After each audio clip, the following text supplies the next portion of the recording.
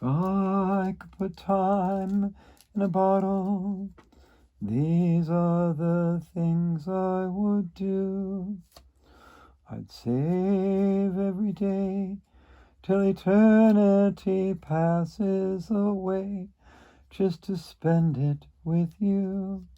This is my second blog, and the conversation today is about the third eye. How do I actually know I'm supposed to be where I'm supposed to be? How do you know that you're fulfilling your divine will? How do you just know? Well, sometimes things happen. Sometimes I have shopping miracles, and sometimes you just have a deep calling inside. You just know you're where you're supposed to be, and then things work out mysteriously, magically, wonderfully in ways better than you could have ever expected. If you've never listened to my ghost story, and that's in the first blog, then go listen to the ghost story, and you'll see what I'm talking about, because these things always happen, and I find that they're amazing. Just on this trip here, 4 or 5 times at least, there are things that happened in such a way that you just know. You just know someone out there is arranging things for you, is pushing things along in the right direction. So, one example is my birthday, because when I was young, when I was a child, we always got to ask for what we wanted for our birthday. And I would always ask for waffles. I love homemade waffles. They're my absolute favorite thing in the world to have. That's the first thing to remember. The second thing to remember is I'm a cheap girl, and I will very, very rarely pay for the best. And it's just something I don't do, okay? But I belong to Hotel.com, and after 10, you get one free. And it just so happened, magically, mystically, and wonderfully arranged, that the 11th night that I get free is actually the eve of my birthday. So my birthday eve, which is December 2nd, is my free night. And during my last tour, when I went out to the East Coast, that something really mystically, magically, wonderfully happened. I was coming home from Syracuse, trying to drive 5 hours to Pittsburgh, and I just couldn't make it. And I was so freaking tired, so tired. I stopped at one rest stop, slept for 20 minutes, got up, went to another rest stop, stopped for 20 minutes, could not go on. Too cold to sleep in my car. So I looked up at Buffalo, and I go to Hotel.com, and no room at the inn, no room, 10, 50, the $50 rooms, $60, $70, $80, even the $100 rooms. There was no one available no one was available in Buffalo. So I looked back at Syracuse, and there behind me, Syracuse. No 50, no 60, no 70, the first $80 inn I take. It was the Comfort Inn. So I drive backwards 20 minutes. And it's a pain. To go backwards is a pain. But as soon as I walked in to the Comfort Inn, I saw someone there. And I knew, and I laughed, and I giggled, because my higher power had arranged for me to be there. It's like, oh my God. When she saw me, the first thing she said was, oh my God, I wish you were here yesterday. You could have seen my outfit. I dressed up for Halloween every day. And she showed me pictures, and we just connected at such a wonderful level. And yeah, she did draw Hello Kitties on my shirt, and I gave her the Ninja Kitten family promise. But it turns out she has a sibling that's questioning trans, that's going through wondering trans conversations. And I knew my power had brought me to her, for her, and again for her family.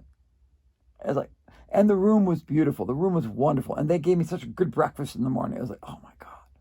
I felt comforted. It was like a $70 room, so with tax, like $80. That's more than I want to pay. But I had such a wonderful experience there. So wonderful that on my birthday eve, I decided I was going to go to the Comfort Inn. Okay? Now, the breakfast I had over in New York, it was good, but there's something surprising coming up. Okay? So I went to the Comfort Inn, and I paid some good money to go there. I got my free night, and then I had to pay a little more, so and it cost me like $47. And the room was wonderful. It had a giant couch. I slept. That's the most comfortable slept I had all tour. I slept on that huge couch they had. And then what happened? I went down in the morning. I went to have breakfast, and they had waffles. I mean, this is my power, because every birthday I want waffles for breakfast. Now think about this. Of all the places in the universe I could say, I didn't know they had waffles. I did not know. But I got waffles for my birthday. Yay! Also, to comfort in the person that checked me in, the young lady checked me in, she drew me a Hello Kitty. All right, I had a good feeling about her. The gentleman that checked me out was an expert in Indianapolis, had lived there recently, knew all about the malls, and I wanted to ask someone about those. Told me two perfect places to go. Okay, drew Hello Kitties, and also took a hula hoop for the person that checked me in. Going to give it to her as a gift. Look at that. Mystically, magically working together for good. It's the third eye chakra. It's also the solar plexus chakra because, oh my God, I will take the abundance of this universe and manifest my dreams with these because they're all connected. The chakras are all connected.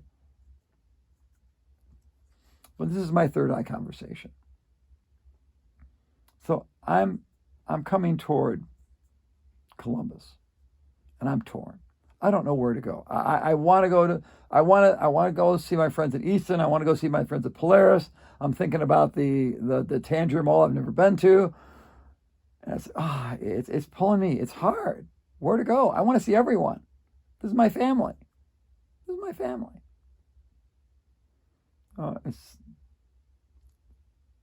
It's my family feeling. I feel, I have just decided this, that I feel the feeling I get from Columbus is a family feeling.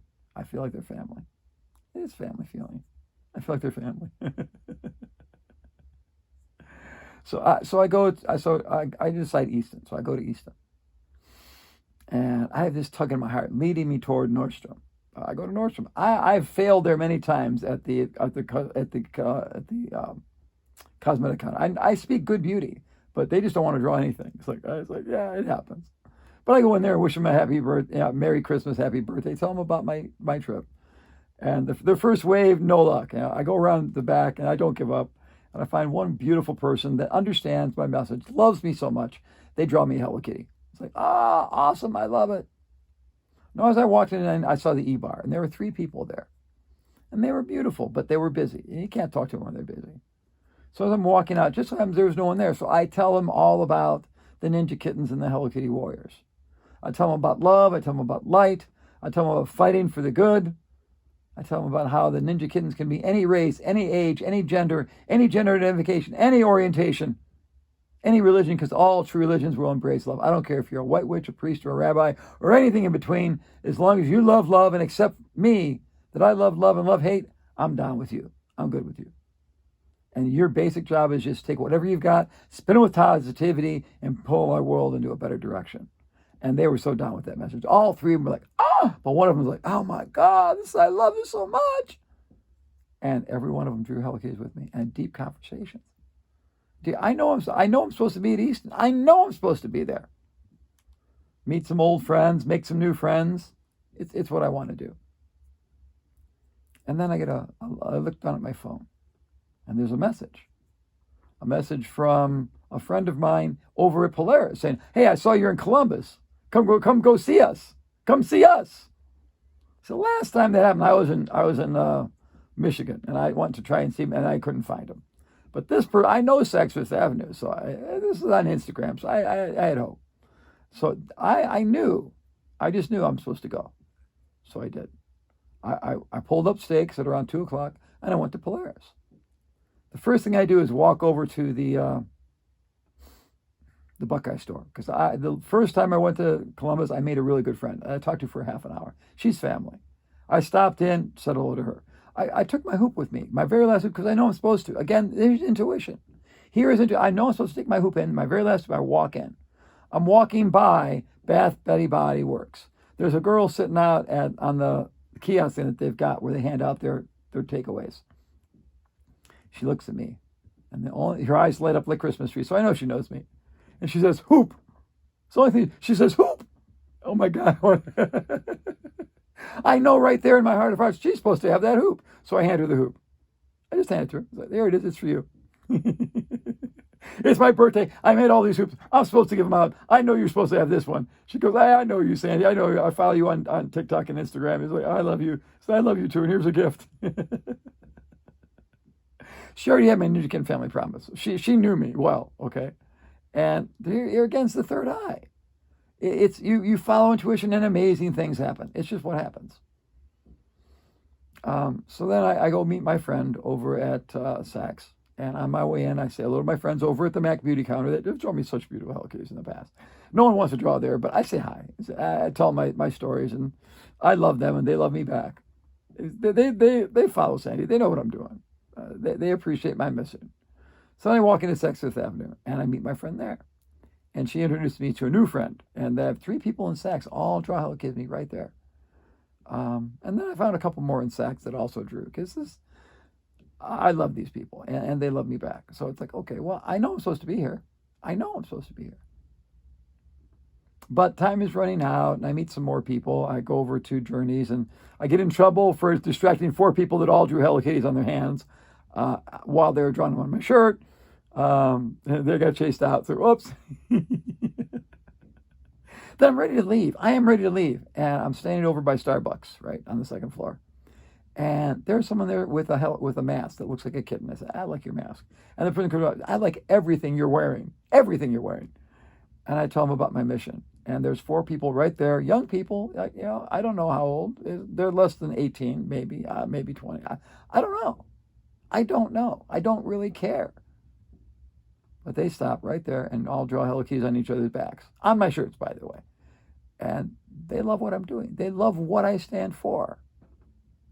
And again, my higher power brought me from what? From Easton to Polaris in the perfect positions to find the perfect people. Okay.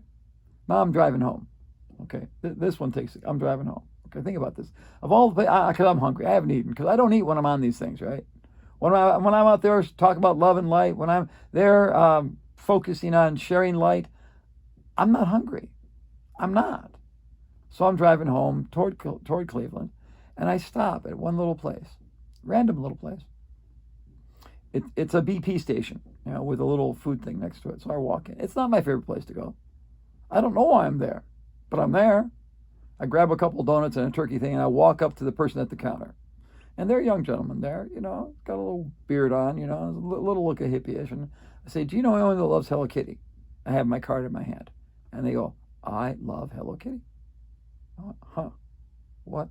What are you doing, higher power? What you doing, higher power? Of all the places I could stop between Columbus and Cleveland, I find another person that loves Hello Kitty. What's going on here? So I bring in my shirts, okay, and I bring in my markers, and they gladly draw Hello Kitty on my shirt. And they already got my card, and they say, and I don't ask. They say, hey, can I take a picture of you in the shirt? Yeah, you can. What's going on here? Higher power. It's the crown chakra too. It's the throat chakra, because I'm speaking my highest truth. It's the heart chakra, because my heart's being filled with love. It's all the chakras in one. It's the earth chakra, because I can sense these things coming right out of the earth. If my chakras weren't flowing, if I wasn't aligned, I would not be able to know any of this. But I know it because my chakras are flowing, dear. And every day I balance them. You know that when I do my yoga. But of all the people I could meet, that I meet that one person I keep on meeting people on the way from Columbus to Cleveland. One time I was at a Denny's. I had 8 people draw Hello Kitties on my shirt.